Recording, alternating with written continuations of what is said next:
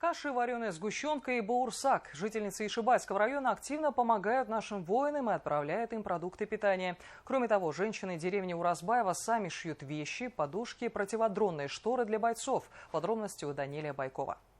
С теплотой и заботой Гульназ Гафарова замешивает тесто, чтобы затем из него приготовить баурсак. Жительница деревни Иткулова, свободное от работы время, приезжает в Уразбаево, чтобы применить свои кулинарные навыки. Национальное блюдо предназначено для бойцов из зоны СВО. В данный момент там мои племянники служат. И со стороны мужа, и свои.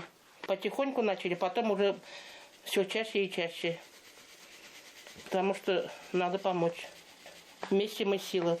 Вместе с Гульназ Гафаровой волонтерской деятельностью активно занимаются более 15 жительниц деревни Уразбаева. С начала спецоперации они готовят каши, банки с вареной сгущенкой, тушенку, рыбные консервы. Начали со всего. Вот сплетение сеток, начали собирать перчатки, там, носки, шерстяные носки вязать. Вот начали. У нас возвращаются наши односельчане, с нашего района бойцы приезжают, и вот через них мы отправляем помощь. Постоянной базы у волонтеров нет. Время от времени они собираются в доме у Сарии Валиевой. Мне кажется, ни один человек не равнодушен в это самое время.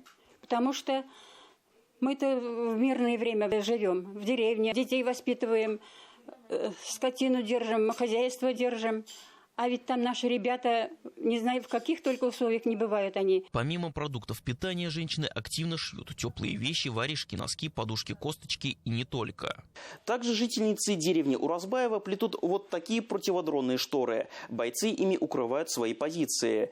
При налете беспилотников его винты застревают в этих веревках, из-за чего снижается возможность нанести удар. Волонтеры не намерены останавливать производство. Напротив, они планируют начать шить штаны для солдат из Башкортостана с заботой о каждом защитнике Родины. Данилий Байков, Роберт Давлетбердин, Адхат Анваров. Новости. Ишимбайский район.